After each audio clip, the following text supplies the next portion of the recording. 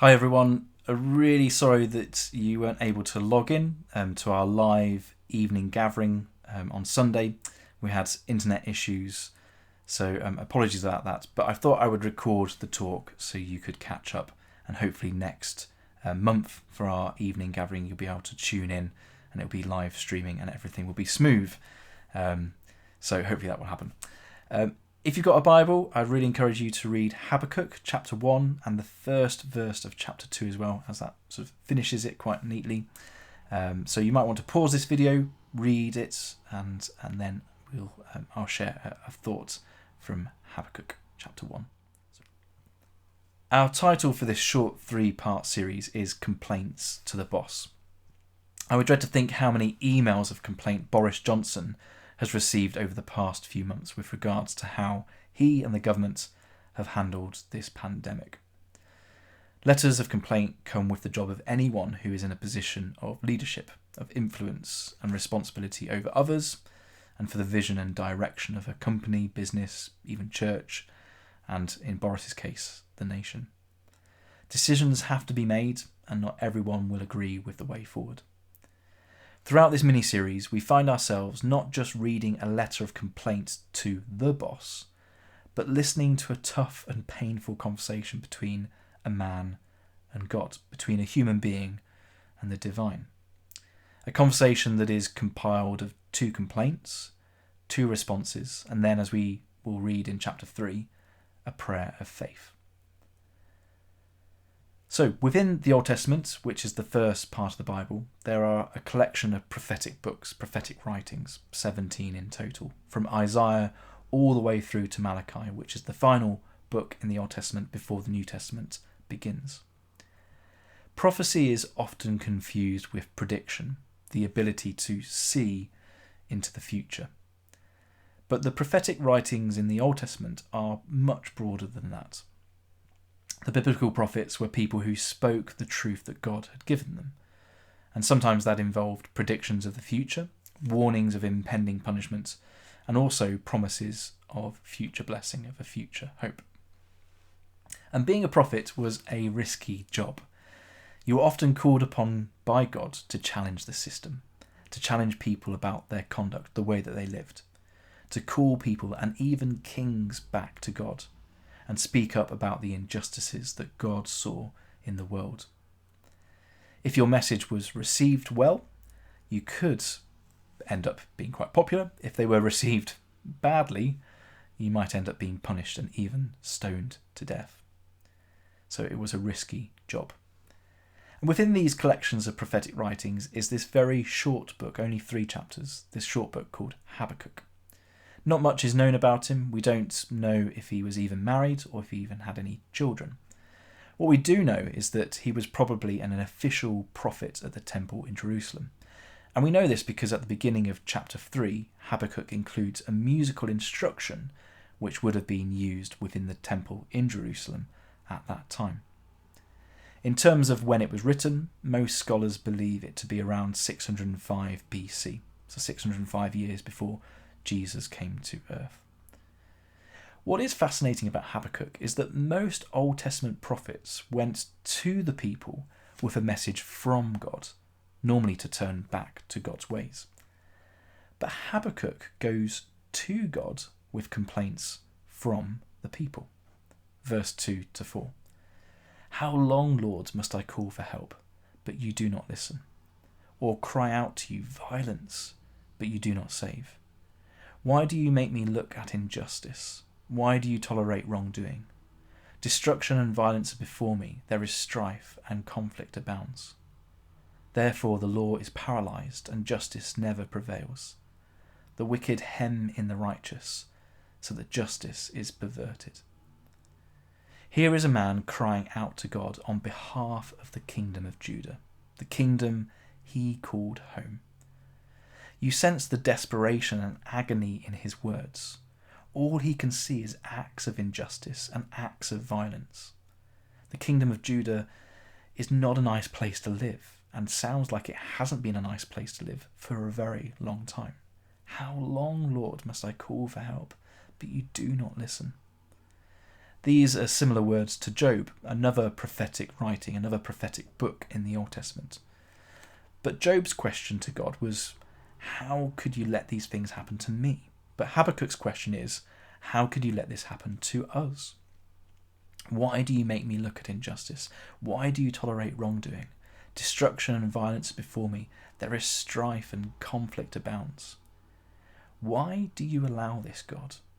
Why? For Habakkuk at that moment in time, the God of justice was nowhere to be seen because there was no justice, just pure violence. So much so that the law, the Torah that the Jewish people stood by and lived by, was paralysed. And those that are good, the righteous, have no power. I'm sure many of us have been in that place before. Why, God? Why? Where are you as people suffer in hospital wards with COVID, normally alone? Why do we still witness injustices within our world? Why do you let evil people destroy people's lives? Why do bad things happen to good people? Why, Lord, why? But notice, God does not strike Habakkuk down. There's no bolt of lightning that kills him in that moment. But God listens to Habakkuk as Habakkuk pours out his heart. And also God responds. We obviously do not live in the kingdom of Judah in 605 BC. That's pretty obvious. There are many differences between us, our culture, and Habakkuk and his culture. But what we can see from here and throughout the Bible is a biblical principle. Let's just call it a biblical principle. And the biblical principle is that we can come before God with our concerns, with our complaints, and pour out our hearts to him. He will not condemn us. He will listen, and he will respond. And I also don't get the sense that Habakkuk doubted God's existence. It wasn't like, well, all these things are happening, so therefore, if God isn't intervening, then God doesn't exist. I don't think he doubted God's existence. But he wanted to know what God was doing about the violence, and if there was any hope, any future hope. Now comes God's response to Habakkuk's first complaint in verse 5. Look at the nations and watch, and be utterly amazed, for I am going to do something in your days that you would not believe, even if you were told. Whatever God is going to do, it is imminent, and it's going to happen in Habakkuk's lifetime. That's pretty clear from Scripture. Imagine at this point the thoughts running through Habakkuk's mind. Finally, something is going to give. God is going to act in power and might, just as he did for the generations before, when he parted the Red Sea as the evil regime of the Egyptians charged towards God's people, and he set his people, Israel, free. He's going to do it again. But Habakkuk's hopes come tumbling down, and is left even more confused by God's bizarre plan. Verse 7 to 8. I am raising up the Babylonians, that ruthless and impetuous people who sweep across the whole earth to seize dwellings not their own. They are a feared and dreaded people.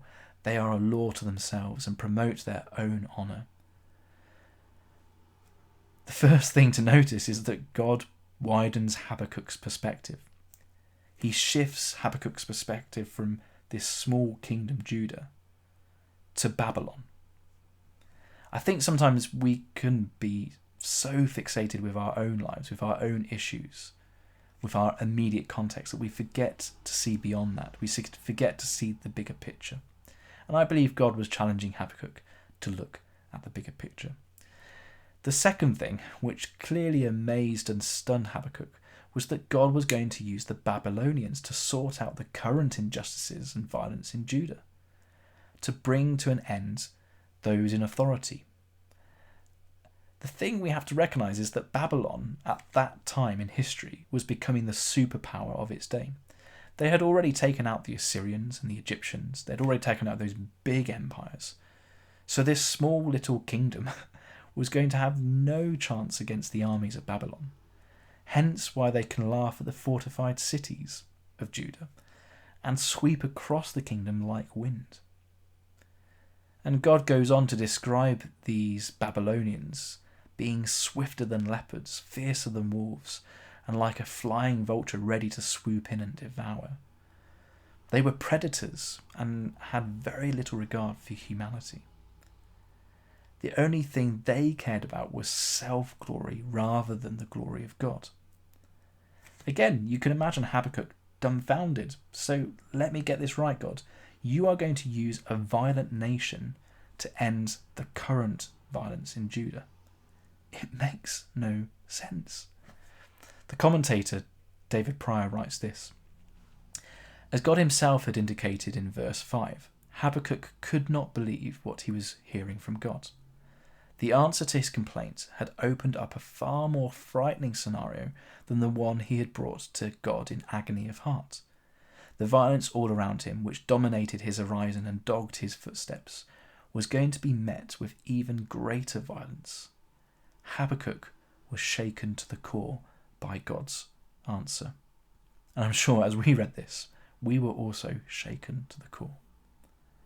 But even though Habakkuk cannot fully comprehend the mind and ways of God to bring about future justice and peace, he actually ends his second complaint by describing himself as like the watchman at his station, high up on a fortified wall, looking out to see what God does, what is to come.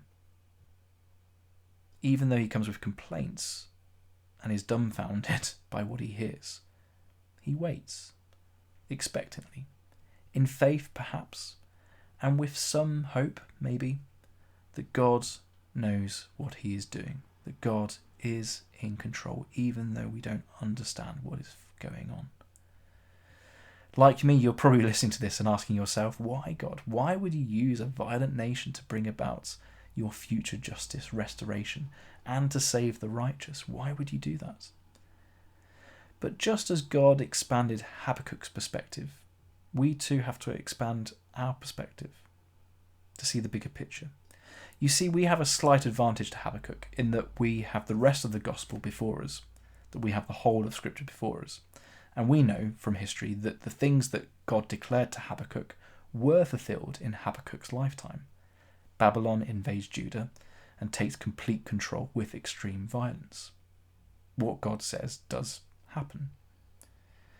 But we also know that in order to bring God's justice and judgment to save the righteous, 600 plus years later from Habakkuk's time, Jesus, God's one and only Son, comes to our earth, to this world, to the mess of this world, into this fragile world, into our lives, is brutally nailed to a cross by an even greater and more violent superpower than Babylon, the Romans.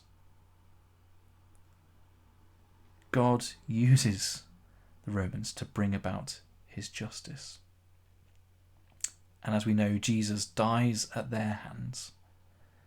All seems lost. But as we know when we come to Easter, and we're reminded every year that, yes, it seemed like everything was lost, but it wasn't. Habakkuk chapter 1 reminds me, firstly, that we can pour out our heart to God, and he will listen and not strike us down.